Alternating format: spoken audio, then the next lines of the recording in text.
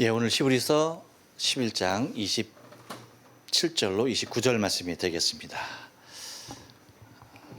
우리 다 같이 한번 인사합니다. 옆 사람 같이 하시고 앞뒤 사람 같이 하실 때 오해도 되니까 참 좋습니다. 인사합니다. 오해도 되니까 참 좋습니다. 다시 한번 인사합니다. 오전엔 어디 갔었어? 네. 다시 한번 인사합니다. 점심 맛있게 드셨습니까? 네, 점심 맛있게 드셨습니까? 예, 그래요. 감사합니다.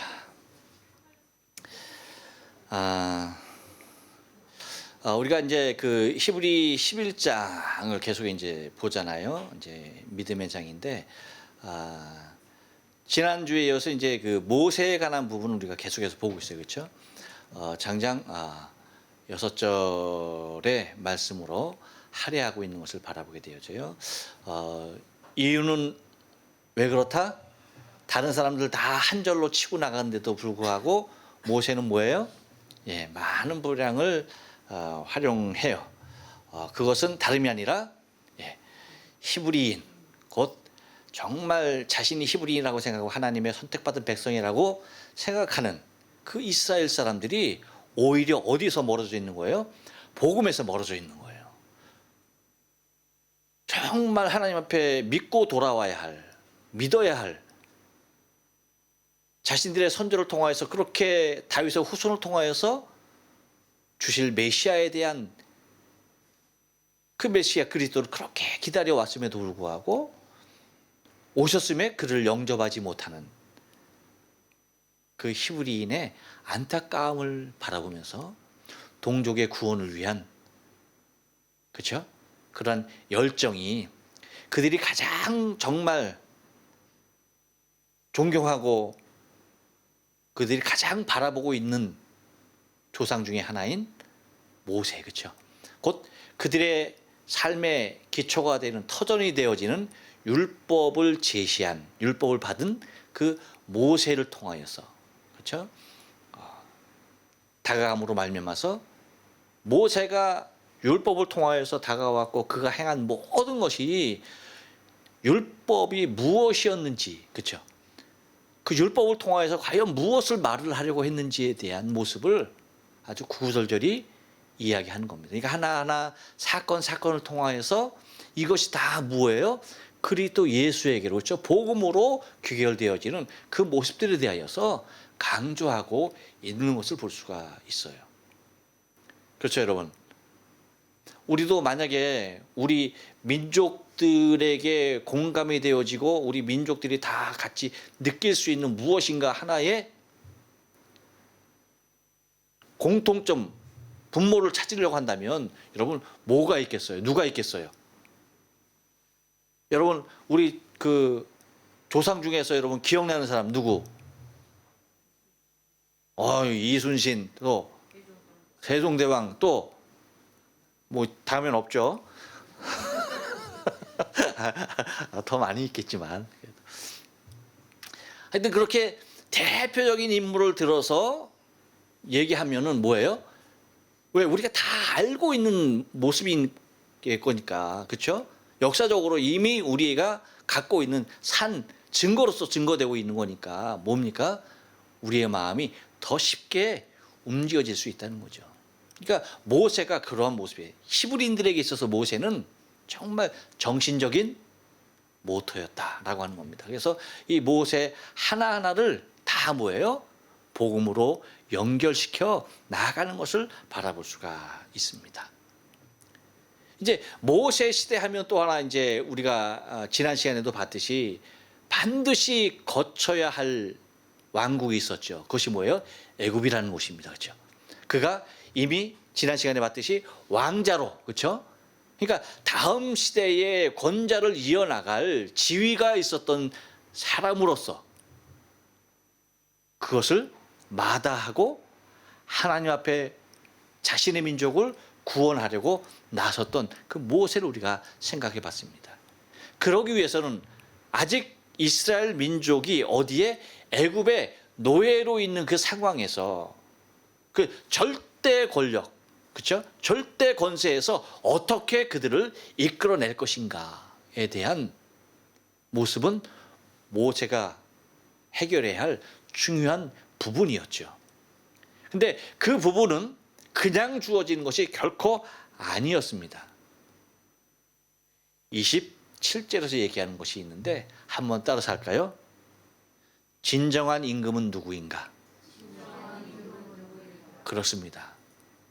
모세가 믿음으로 이스라엘 백성들에게 선포하고 보여야 했던, 아니 이스라엘 민족뿐만 아니라 당시 제국을 호령하고 있었던 바로와 애굽 백성들에게도 드러내고 보여야 했던 왕이 있었어요. 그것은 당시 이스라엘 백성들을 노예로 삼고 있는, 그리고 애굽의 절대 권력자 바로인가, 아니면 눈에 보이지 아니하는 여호와 하나님인가, 에 대한 모습에 대하여서 분명하게 제시를 했어야 했던 거죠. 그 제시는 여러분 그냥 주어지는 것이 아니에요. 무엇으로 가능했을 수 있었습니까? 그것은 믿음이에요. 믿음이 아니고서는 절대 왕권, 곧 눈에 보이는, 눈에 시퍼렇게 살아서 명령 하나, 말 하나면 사람을 죽이기도 하고 살리기도 하는 그 절대 권세의 바로, 눈에 보이는 바로 앞에 그 위에 군림하고 계신 진짜 왕권을 가지신 만왕의 왕 대신 임금 대신 보이지 아니하는 여호와 하나님을 드러내는 모습이 중요했던 거죠. 그래서 그것은 무엇으로 할 수 있느냐? 그것은 다름이 아니라 믿음으로 할 수 있었다는 겁니다. 그래서 여러분, 믿음이라는 것은 진정한 삶의 기준을 어디에 두고 있느냐, 그 정체성을 가리는 데 있어서 매우 중요한 요소인 거예요. 나 자신의 정체성을 드러내는 데 있어서 무엇이 가장 중요하다? 믿음이에요. 나 자신의 정체성은 무엇으로 판별된다? 믿음이에요.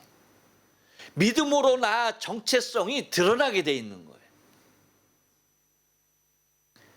그래서 진정한 삶의 기준이 두 가지의 생명이 있는데, 사람에게는 육의 생명과 영의 생명이 있어요. 그렇죠? 영육이 있어요. 영육.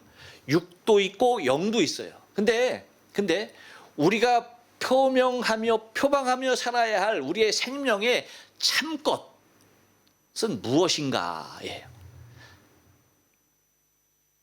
여러분, 요즘 비가 계속 와서 여러분 그림자 못 보고 살죠? 그렇죠?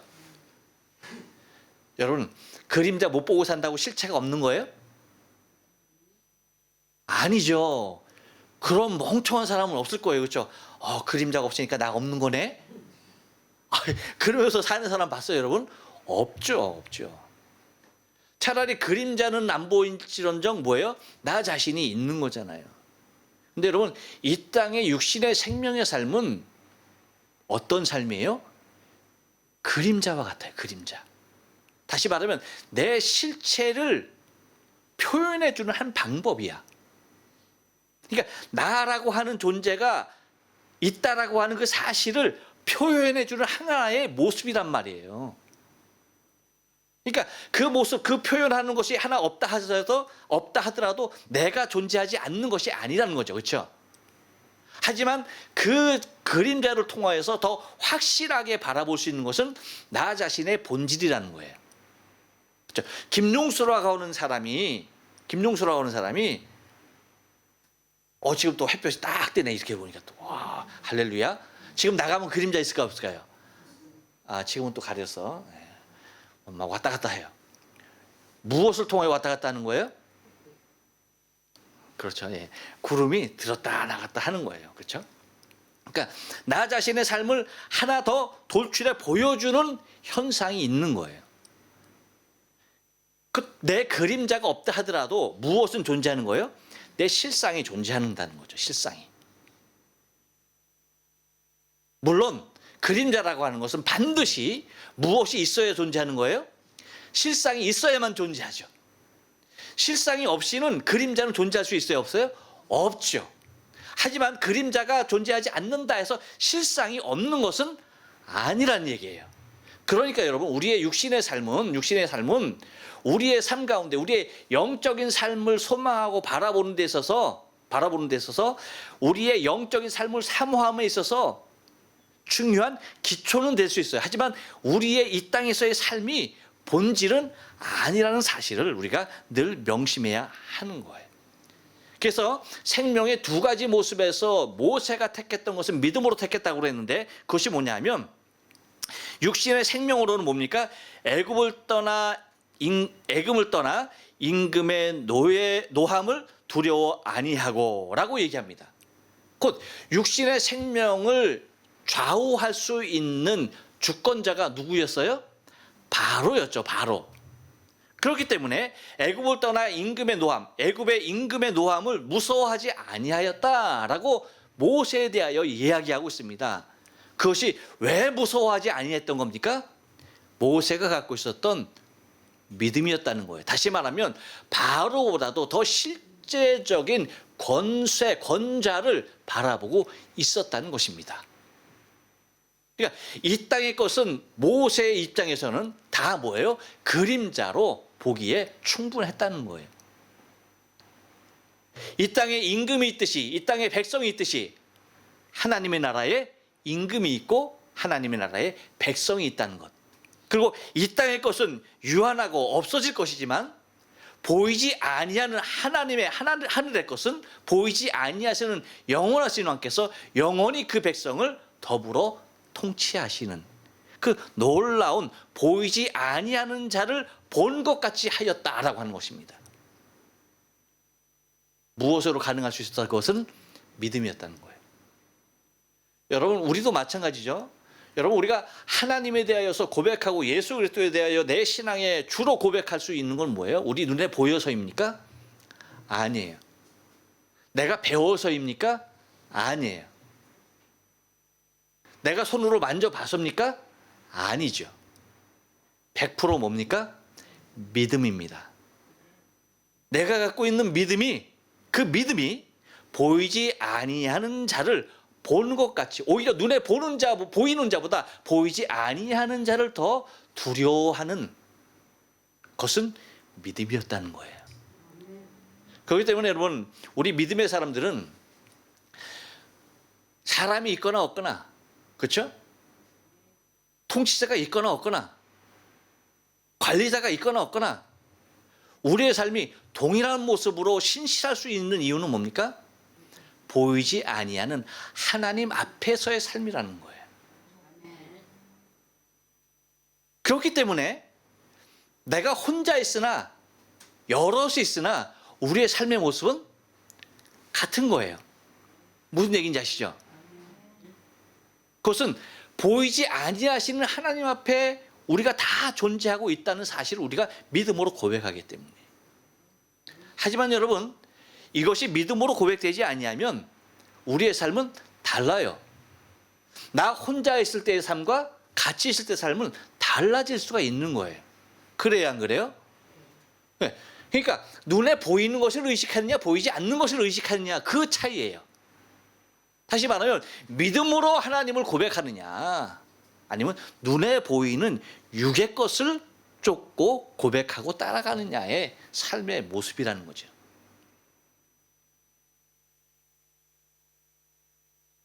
모세가 바로 앞에 두려움 없이 설 수 있었던 것은 그 바로 위에 바로의 생명줄을 쥐고 계신 여호와 하나님을 믿음의 눈으로 바라봤던 거죠. 그렇죠. 더 많은 하나님의 군사들이 진치고 있는 것을 바라보는 거예요. 그것이 믿음이죠. 그렇기 때문에 여러분, 우리가 이 세상에서 결코 두려워하고 무서워할 필요가 없는 것이, 나의 생명은 누가 주관하시기 때문에? 하나님이 주관하시기 때문에. 그렇기 때문에 여러분, 우리의 육신의 생명을 해할 수 있는 이 세상의 권세를 두려워하는 것이 아니라 내 영과 내 육을 동시에 함께 멸할 수 있는 여호와 하나님을 두려워하면서 사는 것이 우리의 신앙의 본질이에요. 그것이 믿음을 따라 살아가는 사람들의 모습이에요. 그것이 진정한 임금을 마음에 모신 자의 삶의 모습이라는 것입니다. 옆 사람에게 한번 질문합니다. 당신의 진정한 임금님은 누구십니까?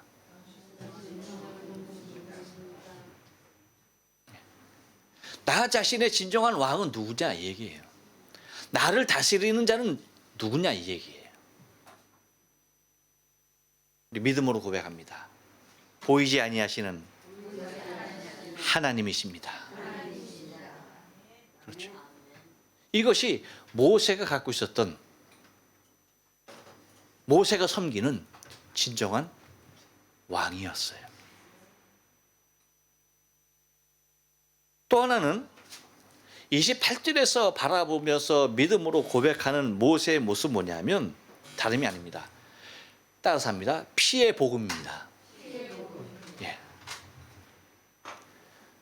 이스라엘 백성들에게 있어서의 삶은 끊임없이 제사를 통하여서 하나님 앞에 나아가는 삶의 모습이었어요. 이제 율법을 받은 그 이후에는 더욱더 적극적으로 이제 그랬죠. 하지만 율법을 받기 전에는 이제 그러한 것들을 그들에게 허락해 줄 것을 마치 증표와도 같이 유월절 양을 통하여서, 그 피를 통하여서 그들에게 허락하실 진정한 피의 복음이 누구로부터 올 것인지에 대하여서 예표해 놓았다는 겁니다. 그래서 28절에서 얘기하는 거 보면 믿음으로 유월절과 피 뿌리는 예를 정하였으니 이는 장자를 멸하는 자로 저희를 건드리지 않게 하려 한 것이며 라고 얘기합니다. 여러분, 구원은 피에 있어요. 그렇죠? 왜 피에 구원이 있을까요? 왜 피로 구원이 주어지는 걸까요? 그렇죠. 우리의 생명이 피에 있기 때문에 그래요. 그래서 우리의 생명을 구원하기 위해서는 반드시 피로 구원을 이룰 수가 있는 거예요. 그런데 여러분, 예수님이 오시기 전까지는 우리의 생명을 위하여서, 우리의 죄를 속하기 위해서, 하나님 앞에 구원받기 위하여서 무엇이 필요했습니까? 짐승의 피가 필요했던 거예요. 그 짐승의 피로써 구원된다라는 사실을 이스라엘 백성뿐만 아니라 누구에게까지 당시에 선포하는 겁니까? 애굽에 있는 모든 백성들에게까지 다 선언하는 거예요. 그래서 유월절과 피 뿌리는 예를 정하셨다라고 하는 이 유월절 피로 말미암아서 구원된다라고 하는 사실은 이스라엘 백성들 모두가 다 뭐예요? 삶을 통하여 체험했죠. 그리고 가나안에 들어가서 하나님 앞에 나가는 방법으로 죄 없는 짐승의 피를 흘려야만 했어요. 그들의 생명으로 내가 하나님 앞에 나아갈 수 있는 자격을 얻었어요. 그런데 여러분, 예수님이 오심으로 말미암아서 우리에게 주어진 건 뭡니까? 더 이상 이제 짐승의 피가 아니에요. 그래서 여러분, 성경을 보면 짐승의 피로도 생명을 구했는데 어떻게 죄 없으신, 그리고 하나님의 아들 되신 독생자 예수 그리스도의 그 보혈로, 그 피로 어떻게 여러분 죄사함의 권세가 주어지지 않을 수가 있느냐는 얘기예요. 주어지지 않는 것 자체가 여러분, 이건 더 이상한 일 아닙니까? 많은 사람들이 의문을 가져요. 아니, 어떻게 내가 평생 죄를 짓다가 예수님, 내 죄 용서해 주세요. 그러면 어떻게 용서받을 수 있느냐는 얘기예요. 그래요, 안 그래요? 그렇게 말을 해요. 그러니까 이 사람들은 차라리 어디 가서 있으면 더 마음이 편한 사람이야? 내 죄로 감옥에 가서 내 죄값을 씻고 있으면, 치르고 있으면 더 마음이 편한 사람들이야. 그래요, 안 그래요?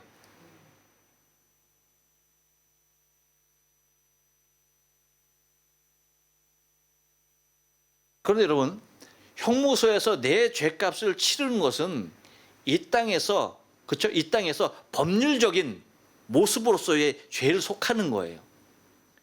그러니까 그 죄를 다하기 위해서는 반드시 뭐예요? 값을 치러야 한다는 거죠. 그 값을 치르는 면에서 우리는 나를 대신해서 누가 치르신 거예요? 예수님께서 2000년 전에 십자가에서 치르신 겁니다. 그 전에는 죄 없는 짐승의 피로서 치루었지만 이제는 더 이상 짐승의 피로가 아닌 하나님의 아들 독생자 예수 그리스도의 피로서 나의 죄값을 치렀다는 것입니다. 그렇기 때문에 하나님의 아들의 피로서는 구원받지 못할 생명이 없다는 것입니다. 그 어떠한 생명이라도 다, 그 누구라도 다 구원이 될 수 있다는 것입니다. 그래서 유월절 좌우 임방과 문설주의 문설주 임방의 피를 바름으로 말미암아서 뭡니까? 죽음이 넘어갔죠. 그러니까 피를 바름으로 말미암아서 넘어갔죠. 바로 이와 같이 그 죽음이 나에게 오지 않도록 장사를 다 멸했던 애굽의 그 장자의 죽음이 나에게 오지 아니하도록, 그 죽음이 나를 건들지 아니하도록 유월절 피 뿌린 어린 양 대신 예수 그리스도의 보혈로 우리의 생명이 구원되었다. 그래서 이 땅에 오신 예수 그리스도가 진정한 유월절 날 모세로 말미암아서 피를 발랐던 그 피의 주인공 대신 예수다라고 하는 사실에 대하여 히브리인에게 역설을 하는 것을 바라보게 되는 것입니다. 왜? 이 사건 모르는 유대인들이 있습니까? 없습니까? 없어요. 하지만 그 비밀이, 그 유월절 피의 비밀이 무엇이냐라고 할 때에 너희가 십자가에 못 박아 피 흘려 죽게 한 예수가 그 어린 양이다라고 하는 거죠. 그 피라고 하는 거죠. 그래서 이 유월절 피로 말미암아서 그들에게 증거하는 것이 곧 피의 복음, 예수 그리스도의 복음이 그들에게 증거되어지고 있다라고 하는 사실입니다. 또 하나 여러분 29절에서 얘기하는 것은 한번 따라서입니다. 믿음의 본질입니다. 29절 말씀 다 같이 한번 읽어봐요. 시작. 믿음으로 저희가 홍해를 육지같이 건넜으나 애굽 사람은 이것을 시험하다가 빠져 죽었으며 라고 얘기합니다. 이 말씀을 통해서는요, 여러분, 이 말씀을 통해서는 우리의 믿음의 본질이 무엇인지에 대하여서 우리 스스로의 신앙도 점검을 해볼 필요가 있어요. 내가 갖고 있는 믿음이 이것이 믿음인지 아닌지 판별할 수 있어야 한다는 겁니다. 근데 여러분, 이것이 믿음인지 아닌지 그것을 구분할 수 있는 기준은 오직 뭐예요? 말씀에 기준하는 거예요. 말씀을 통하여서 이것은 믿음인지 아닌지를 분별해야 하는 것입니다. 많은 사람들은 자신의 감정에 의해서 내가 감정이 격하여져 있으면 뭐예요? 나는 구원의 따블을 받았고 뚝 떨어져 있으면 뭐예요? 나는 구원에서 떨어져서 이미 뭐예요? 저 지옥 바닥에 가 있는, 자신의 감정의 기복에 따라서 흔들리는, 좌우되어지는 믿음들이 있어요. 그것은 여러분 온전한 믿음이 아니에요. 우리의 믿음은요, 우리의 감정에 의하여서 왔다 갔다 하는 것이 아니에요. 할렐루야. 오직 말씀이 기준이 되어서 그 약속을 신실하게 붙들고 있는 그 신앙이 우리의 믿음인 것이에요. 그래서 내 믿음을 분별하는 것은 오직 말씀이지 우리의 감정이 아니라는 것입니다. 그리고 우리의 뭐예요? 경험이 아니에요. 말씀으로 말미암아서 주어지는 것임을 우리가 믿어야 하는 것입니다. 그래서 여러분, 오늘 그 29절을 통하여서 바라보는 것은 이스라엘 백성들이, 모세를 따라가는 이스라엘 백성들은 홍해를 무엇으로 건널 수 있었던 겁니까? 믿음으로 건널 수 있었던 거죠. 그렇죠? 그래서 그 홍해를 육지처럼 건넜다고 얘기하고 있습니다. 그것이 무엇으로 가능했다? 믿음이었어요. 그런데 그 뒤에 표현하는 애굽 사람들은 뭐였습니까? 그들은 믿음이었습니까? 시험이었습니까? 시험이었어요. 히브리 기자가 분명하게, 명확하게 아주 딱 구분해서 말을 해놓고 있어요. 그것은 시험이었어요. 여러분, 우리도 때로는 내가 갖고 있는 이 믿음이, 이 믿음을 통해서 하나님을 시험하는 일들이 종종 있어요. 마치 무엇과도 같이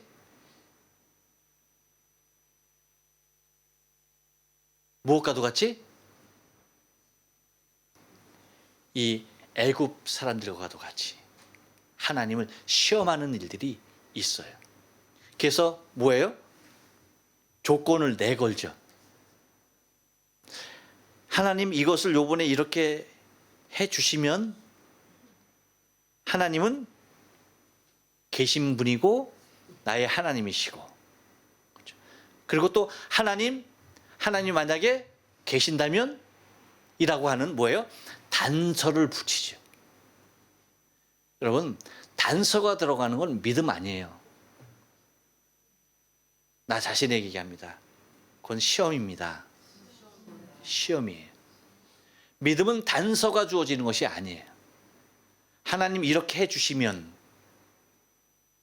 그것은 시험이에요. 물론 여러분, 이러한 모습으로 자신의 믿음을 하나님 앞에 보였던 사람들도 있어요. 야곱과도 같이, 그렇죠? 하나님 나로 하여금 다시 나로 하여금 돌아오게 하신다라고 한다면, 그렇죠? 그런 단서가 붙였죠.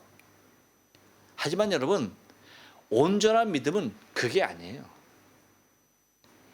내가 돌아오든 돌아오지 못하든 그건 중요한 게 아니에요. 지금 하나님께서 살아 계심에 나의 삶을 이끌어 주실 줄로 믿습니다. 그리고 내가 주님께서 이끄시는 모습대로 내가 나아갑니다가 믿음이죠. 내 계획을 세워놓고 이대로 되게 해주신다면 이렇게 하겠습니다. 우리 흔히 무엇을 가지고 그러는지 아세요? 물질 가지고 그래.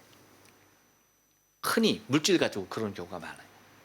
하나님 내가 이거 드리면은 하나님 더 많은 것 주실 줄로 믿습니다. 그래서 이걸 드려요. 그럼 여러분, 하나님이 어떻게 응답하실까요? 재밌는 질문이죠. 하나님이 어떻게 응답하실까요? 자, 첫째, 30배로 주신다. 2번, 60배로 주신다. 3번, 잘 모르겠다. 4번, 100배로 주신다. 5번, 안 주신다. 뭐예요?